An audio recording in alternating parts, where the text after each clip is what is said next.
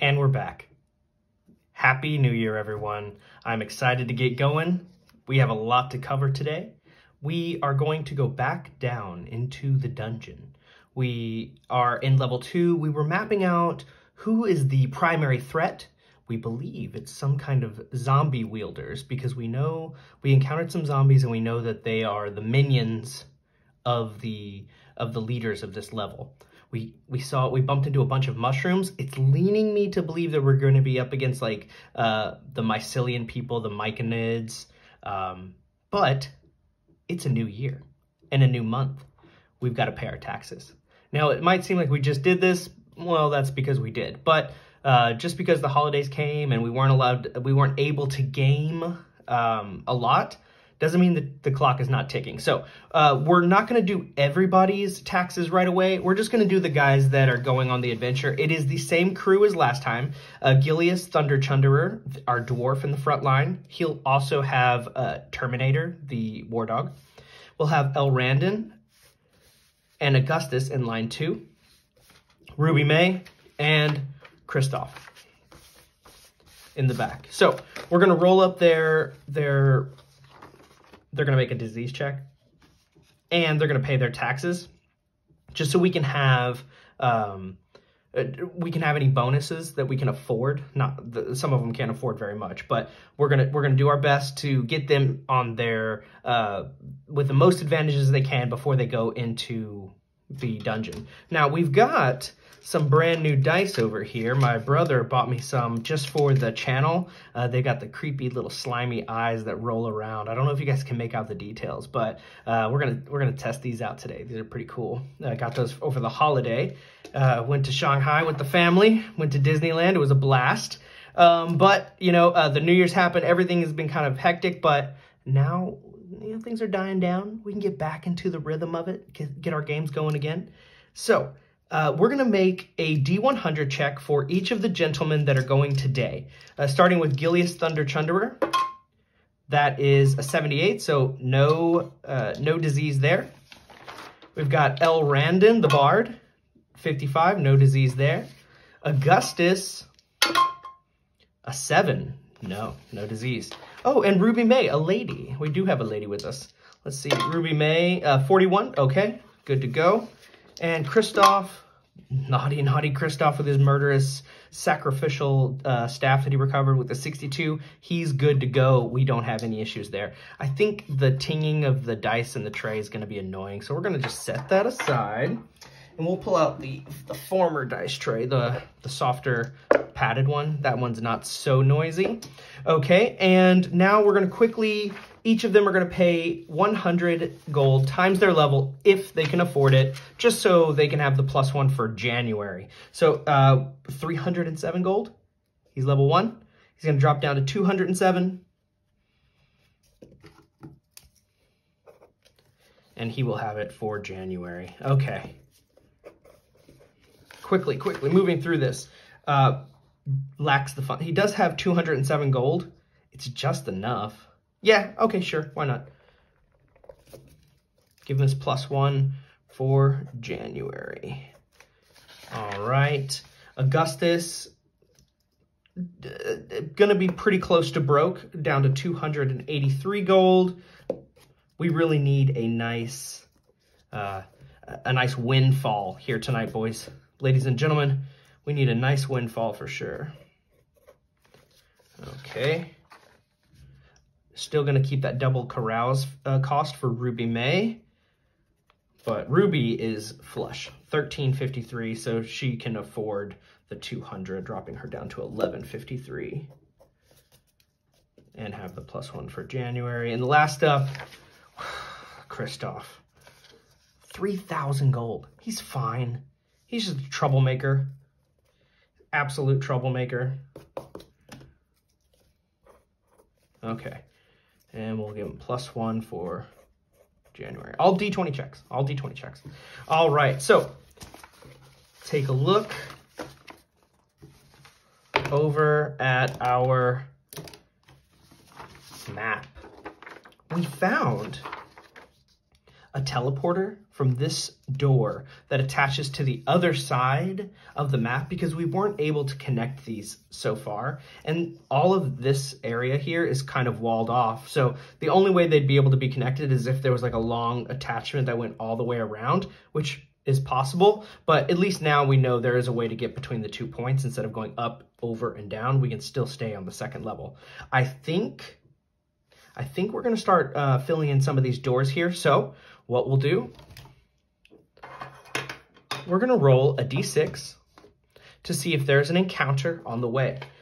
On a 1, there is not.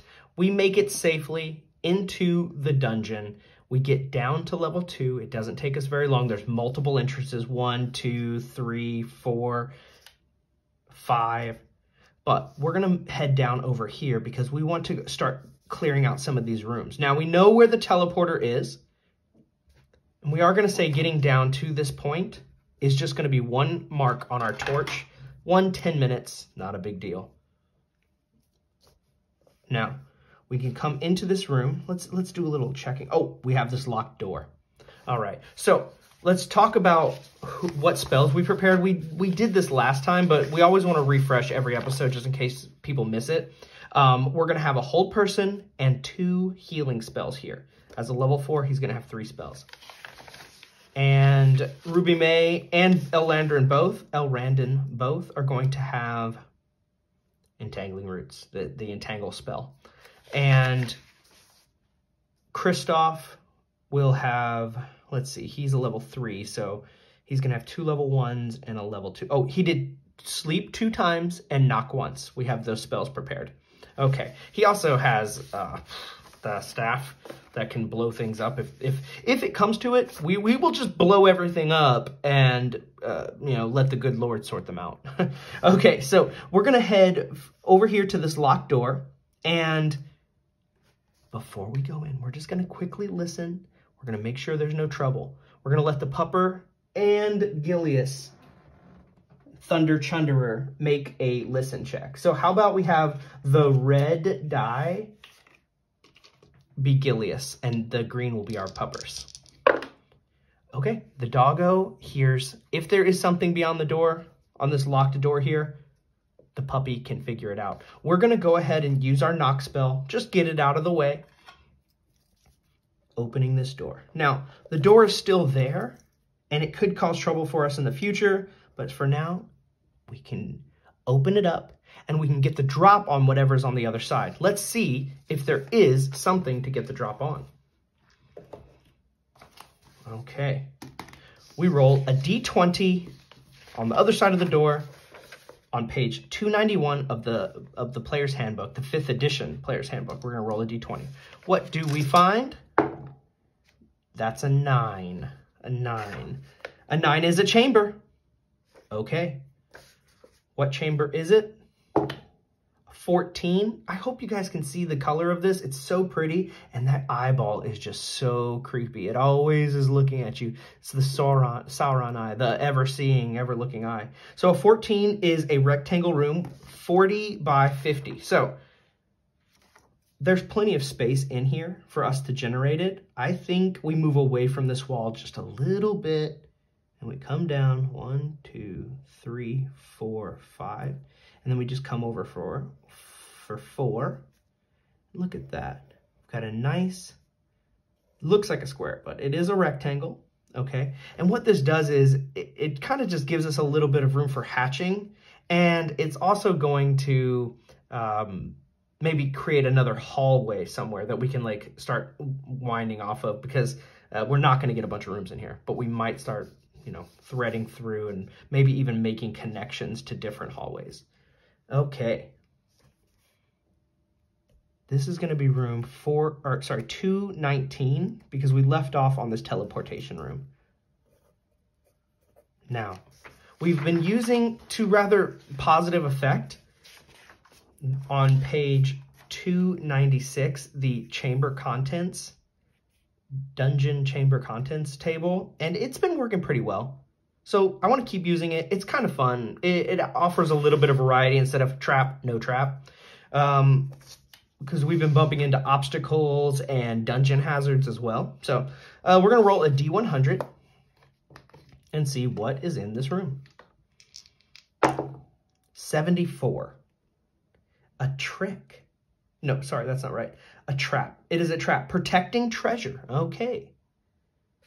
Well, well, well. A trap protecting treasure.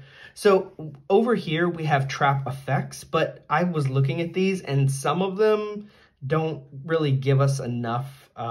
Like you can like roll what triggers it and how deadly it is and all those things. But these are more 5th edition things like I don't know, like lock picking floods with water. Maybe Thunderwave is a spell that's not even in this system. So for the trap, we are going to roll over on our referee's guide, which is right here. I always just keep it open anyway. So we've got example room traps. We'll roll a d6.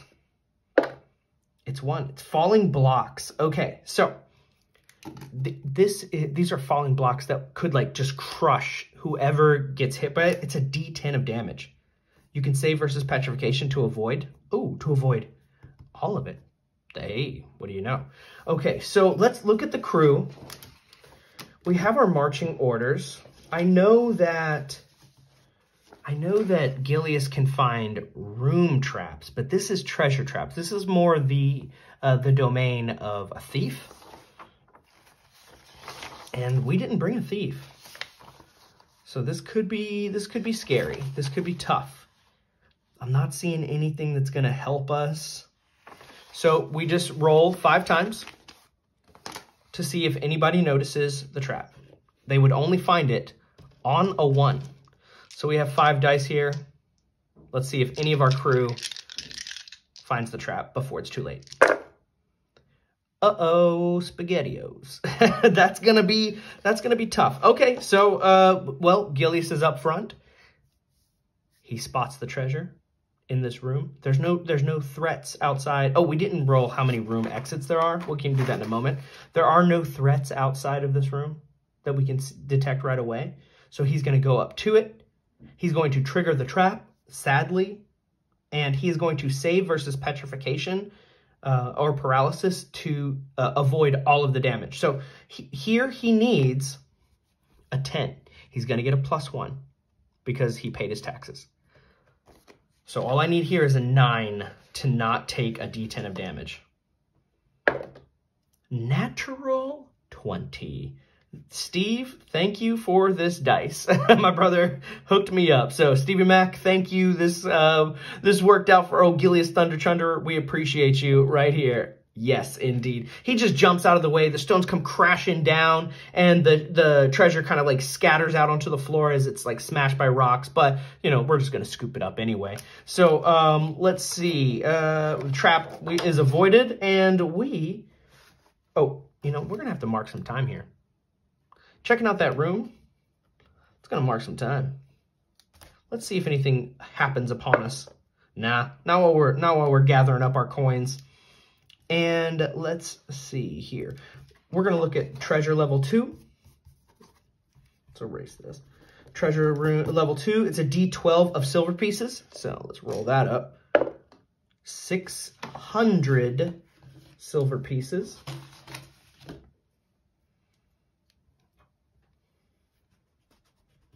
I have some old markings from last session. Okay, 600 silver pieces. If we roll a 50% chance, so evens, there's going to be gold. Hey, there's gold. Okay, so it's a D6 times 100 gold pieces. 400 gold pieces. Hey, now we're already cooking. There is some chance for some gems. It's a 10% chance, so let's go ahead and roll this up. No, that's a 15. We have a 5% chance for jewelry. No, that's 12. Not close. Okay, 8% chance for a magic item. No, 38. Not going to do it. Okay, so, hey, we got some silver. We got some gold. We survived the trap. Everybody's happy. Now, that should be enough to level up at least one of my boys, because I'm pretty sure, actually, the girl, Ruby May, she is so close. She's on the cusp of leveling up. But we are going to continue on with our adventure. We need to know how many ways in and out of this room are there. So we did trigger the trap. You know, we don't even need to put it on there. It's let's see, it's been triggered, so we'll just say, hey, we're good. So we're gonna turn back, we're gonna flip back just a little bit and check the chamber exits. 3 says on this room, goes to chart 2. A 3 is 0. Yeah, either way, it's 0 exits. So this is a dead end. That's okay. Hey, we got what we came for. We're going to come back out. This is all mapped area, so we don't really burn too much of our time. And we can come up here. Oh, right. We can come back up to this way. This room was really funky shaped. There's exit here, passage here and here, and there's 2 locked doors. I say, since we're so close, we don't fiddle around with anything. We come right up here. We're going to come into this unlocked door that's not stuck, and we're going to follow the path. So to do that, we roll a d20 on our passage chart.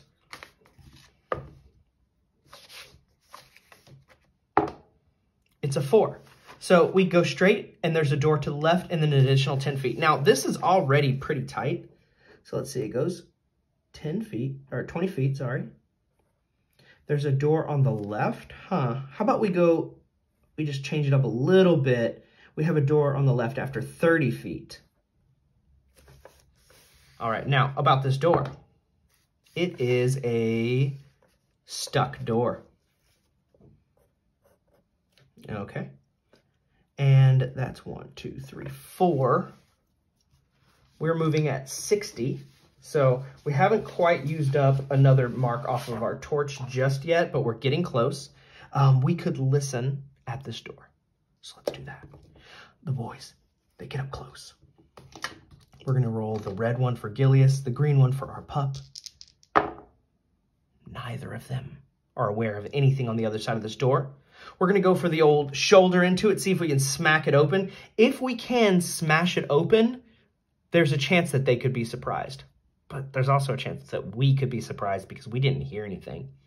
So let's see. On the other side of the door, we're going to have to wiggle it. If there is anything here, we're going to have to wiggle down. It's going to be a funky shape if there is one. Let's see what's on the other side of that door. 19 puts us with, on the other side of the door, oh, stairs. Let's roll on the stairs chart. So we're listening. We don't hear anything. It's because the stairs go 1 level down. Okay, this is to level 3. This is to level 3. Okay, so, oh, did we smash open the door? Let's see if we can even smash it open without causing too much noise. We do, but I think just the smashing it open and the checking of the, like the listening at it is gonna make some noise. So we're gonna go ahead and just take 10 minutes for the listen, and we're going to generate a random monster check because of the noise. Nothing comes. Okay, so now we see a way down to level 3, and I'm going to put that down here. There's a level 1 and then to level 3 right here. Boop, boop, boop. Okay, so we've got stairs going down. They're just on the other side of the wall. We have stairs coming up, but okay, and we're going to keep going down this way because we are not done. Oh, actually, we don't know where that goes yet. Okay, passage. Here we go. Rolling a d20. That's a 10 on the passage chart. Goes 20 feet, comes to a dead end. But there is a chance of a secret passage. So, or it actually says there's a chance of a secret door here. So we do use another 20 feet. So now we've gone a full another torch. We are going to generate a random monster check. 3, no. So we haven't seen any mushrooms, no more zombies, no mushroom men, which I think are probably down here somewhere. But let's see, 10% chance of, we'll say on this big letter O, that looks like a letter O. Nope, no secret door, just the dead end. We're gonna double back, come up to this stuck door. We're gonna listen. No, we don't hear anything on the other side. Seems safe. He's going to shoulder into it. Hey, again, he gets it open. You know, the thing about Gilius is he's not tough. He 2 in 6 chance is all he has to succeed. Hey, he did it, though. 2 times in a row. Gilius shoulders in. What's on the other side of the door? Let's find out. D20. 3. On the other side of the door is a passage with 20 feet straight ahead. Okay. So this one's running parallel. So we listen at the door. It takes some time. It does. We're going to keep going though. The passage continues. 14, I think that continues straight for 20 feet, and then it turns to the right, continues 10 feet. So we go 1, 2, and then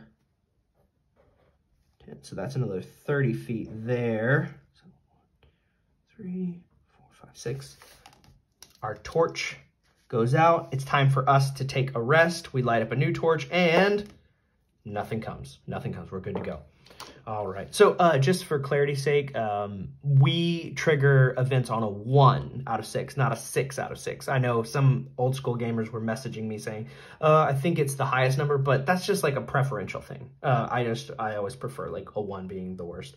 Okay. We're going to, after our 10 minutes is up, we light up another torch. We get back into it. 2. That's nothing. Okay, go straight. It goes 30 feet. 1, 2, 3. Nothing on the sides. 3, come on, guys. 20 feet. Oh, here we go. Here we go. Now we go 20 feet, and it says there's a door on the right. And then it goes an additional 10 feet. But the map stops there, so we're going to say it just dead ends right there. But this door, let's see if there's anything special about it. 14, this door is stuck, just like the ones before it. But we've had pretty good success so far with our stuck doors. All right, we're going to give it a listen. Can we find what we're looking for, which is either battle, glory and death, or treasure unguarded? Nobody hears anything on the other side, so we're going to see if we can pop it open. Again, Gilius Thunder Chunderer with these stuck doors. He's just like, nah, man, I got it. You got to lift it at the base and then turn the knob. Okay, so he opens it up, and what's on the other side? 8. Beyond the door, it's just a passage 20 feet ahead. Okay, well, all right. All right, and I think we got to here. 1, 2, 3, 4, 5, 6. Yeah, when we get to that door, we're just going to go ahead and mark off a little bit more of our torch and see where the hall goes. 4. Okay, goes 20 feet. There's a door to the left and an additional 10 feet ahead. Okay, well, here's the thing. There's no room over here. There's no room for a door. We could say there's a door on this side right here. You could say there's a door right here, and it goes an additional 10 feet. Okay. You know, that's going to lead. Let's see what's beyond the door. Oh, first, is there anything special about the door? It's a 1. It's just open. So we give it a listen. Come on. No, they can't hear anything. Maybe it's just too noisy down here. Maybe everybody's breathing really loudly. Okay, so we open up the door, and what is beyond that door? 19? Really? Okay, stairs again. All right, well, I wonder what that does then. So just beyond this door, we have stairs. So let's see where these stairs go. That's a D20 on page 291. It's a 12, so that says it goes down 3 levels to a 20-foot long passage. Okay, so we're on level 2, so this will put us at level 5. Okay, to level 5. Level 5. Wow. I think we have some people who are ready to go down there. Level 5, that's deep and dark. I mean, what happens is they go down the stairs, and they're just going for a long time, and they're kind of like keeping track of how deep they're going. They know that they've gone deeper than level 3, but they don't know how deep. So they're going to make an assumption that it's past level 3 just because how long it takes for them to descend, but they're going to guess. They have no idea where. They just know it's really dangerous down there. But I think we're going to come back here as quickly as we can. This is going to be very interesting. Let's see, where does the passage go though? Oh, you know what? We'll say that takes 10 minutes. We come back up. The torch burns a little bit more. We don't bump into anything. Passage continues. 8. Goes 10 feet. Side passage to the left. There's just no room over there, though.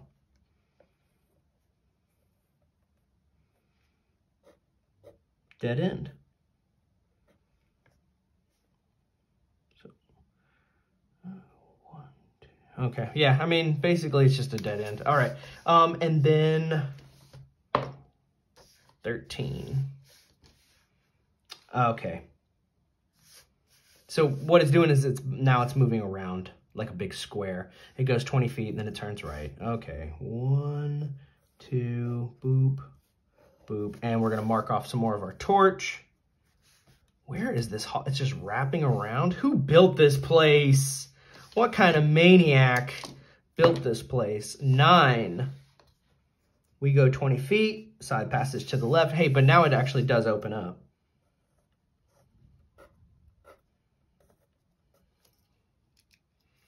Okay, that's 30 feet.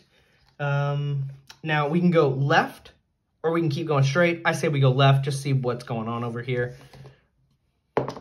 19, oh goodness. Oh, yeah, this is actually a chamber. I was thinking it was over here, 19, another stairs. But okay, we actually do have another chamber, finally. It's a 4, which is a 30 by 30. Okay.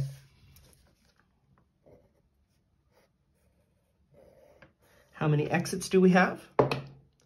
That's a 10. On the small chart is 1 exit. So it's 20. That is on the same wall as the entrance. Okay, so what we're going to do, we're just going to redesign this room just a little bit so we can have a little bit more room for adventure. 1, 2, 3, 1, 2, 3. And then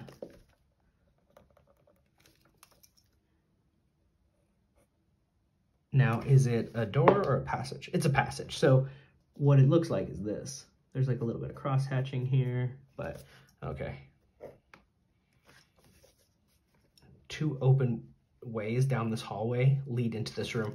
This is room 220, I think. Let's see, that's 219. We came over here. We did, or that's 218, sorry. 219. This is 220. Man, I'm excited to get down into level 5. I want to know what's happening down there. My guys, I have like several that are level 3, level 4. We could push. We could do it. But let's see what's in this room. We're going to head over. We're going to turn the page just a couple of pages over to the random dungeon contents. I think we can do a couple more rooms before we have to call this adventure. But next time, we're going down deep to level 5. I want to see what's down there. Okay, so rolling a D100, a 6. It's just the monster, but it's the dominant inhabitant. Okay. I wanted to know what's here.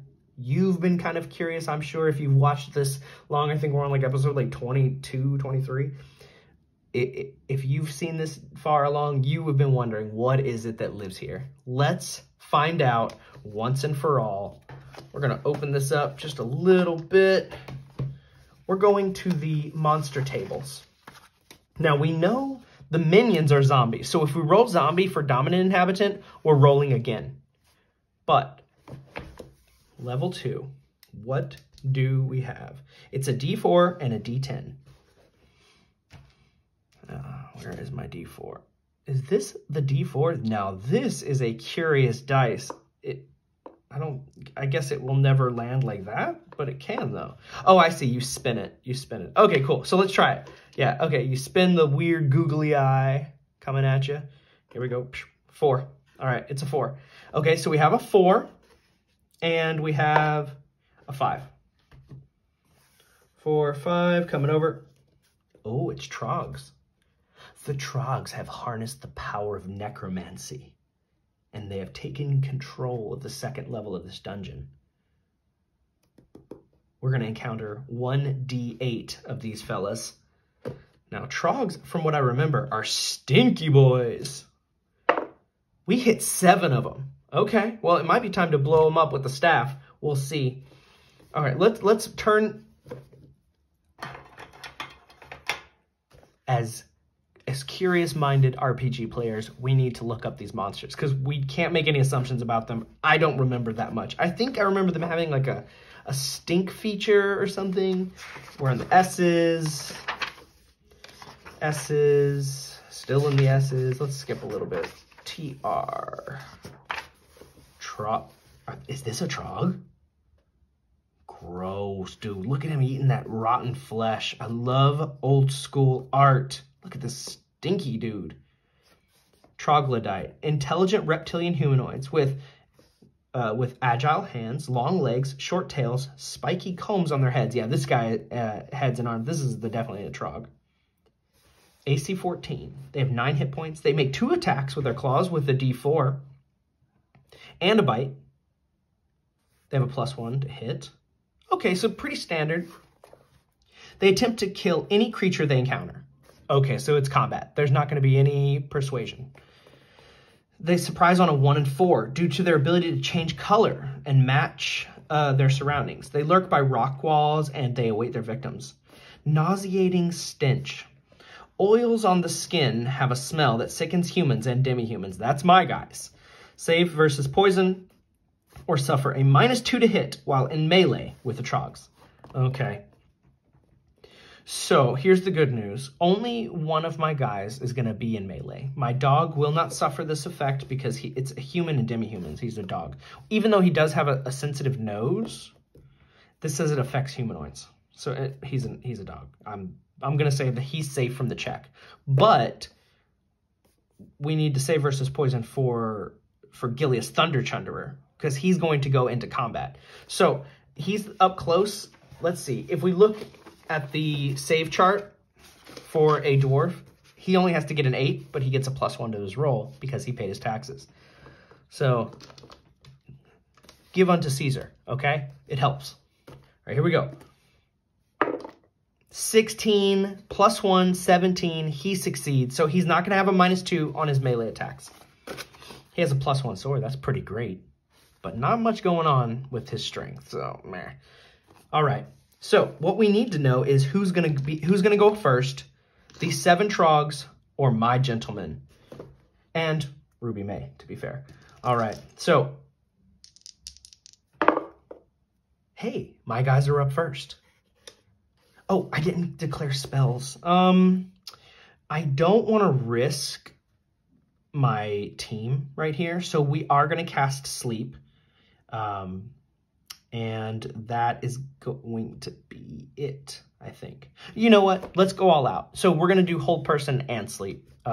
Just because, yeah, it's just, we don't want to lose anybody, and we're not going to be staying much longer. I think we've already been playing for about 40 minutes or 30 minutes or so. So what we'll do is we're going to cast Sleep, and we're going to cast Hold Person. So again, as curious-minded players, we are going to go over to the player's tome. We need to look up these spells so we know exactly how they work. Now, there are some people who are like, oh, it works exactly like this, blah, blah, blah, blah, blah. I don't know that stuff. My brain doesn't work in that way. Duration, 9 turns for Hold Person. 180 feet, they're going to be able to hit these dudes. So, are they reptiles or are they humans? Humanoids, this will work on them. It causes 1 or more humans or demi-humans or human-like monsters to be paralyzed if they fail their saving throw versus spells. It can be cast in 2 ways. Against an individual, the target's saving throw is penalized by -2. Against a group, 1d4 individuals in the group are targeted. Okay. Human-like monsters of 8 higher than that. Oh, yeah, no 4 HDs. That's not going to apply to these guys. Now, we're going to look up Sleep. So this is the cleric spell. Now we're going to head over to the magic user spell, Sleep. This is all for the illusionist. We're getting there. We're getting there. All right, here we go. Sleep is 4d4 turns, so we'll be able to eliminate all 7 of these guys, probably. A sleep spell causes a magic slumber to come upon the creatures, excluding the undead. The spell may target either a single creature or a total of 2d8 hit dice of 4 HD or lower. Okay. When targeting 4 HD or less, the following rules apply. Okay, that's not us. The weakest go first, but they're all the same. any exceeded but don't do anything. They just it just wastes. But we can just coup de grace them. We can just kill them when they fall. So let's go turn order. I printed the carcass crawler. You know, this one's a little different. I went with the smaller, the A3, I think it is. But I put all of the carcass crawlers in here. So this is 0 through 3. And there are some really, really cool new races in this book. Eventually, I'm going to go through this. I've sent out a poll about like different kinds of videos and what you guys were interested in. All kinds of stuff. So I'm going to be reviewing the carcass crawlers. I'm going to be reviewing some official OSE modules. I'm going to do some other adventures like Dungeon Crawl Classics. Very excited about that. And my wife will be joining me for a duet adventure. She will be creating some OSE characters, and we are going to roll through an adventure. So yeah, that's also coming in this new year. We've got a lot of plans for Scudder for Mike, so stay tuned. But for now, we're gonna volley our ranged attacks. So for our ranged attacks, here's what we have. We have Ruby May and El Randon, but they are both not great at ranged attacks. Okay, so this one's going to be at a flat 0 for the spear attack, and the bow is going to be at a +1. So let's go ahead and roll that right now. We'll have the bow and the spear. Sorry, that's not the right dice. First, the bow. A 12 + 1 is a 13. That misses. Then we have a flat 0 for Ruby May. That's a 19. That does hit. Hey, here we go. We got a D6 damage. 6 on the first guy. He has 9 hit points. He's still standing. Now, we've got in the combat order after movement, everybody kind of moves into place. We did our ranged attacks. Now we're going to cast some spells. We're going to do sleep first. So let's see how many D8s we can hit. 8 and 5. So that is a total of 13. There is a total of 14 HD of these guys because there's 7 and they each have 2. So we hit everybody but the dude who's like slightly standing. And then the other spell will go off. Oh, there's no save for sleep. They all fall. Now the last guy standing, he gets to save versus spells for the whole person, which means he needs to get a 16. He got a 7. I don't know if you guys can see that. He got a 7. He did not succeed. He gets paralyzed. Our team comes in. Whop, whop, whop. We've uncovered a part of their nest. And we got 25 XP for each of those dudes. We have unlocked level 5, which we're going to be skipping down a few levels, I think, in the future. That's where we're heading. We know the Trogs are in this space. We've eliminated a first encounter party. And I think we're going to call it there, guys. I have been having so much fun with this. I hope you guys are having just as much fun. Level 2's not done, but it's very well mapped. And some of my advanced team, they're ready to really start testing themselves down here in level 5. So that will be our next adventure, and it'll be coming up in the next week. If you like this kind of content, if you like seeing old school essentials or just older style games, if you like seeing solo play or just how to make a dungeon for your players at home, this is the same process, only instead of just drawing the map, you also write notes about what's in each room. There you go. You could even roll their the treasure ahead of time. Like all of this stuff, all of these tools can be used by you at home. And that's what we do here at Scudder for Mike. So if you like it, like the video, subscribe. It's going to be a great new year. See you in the next one. Bye-bye.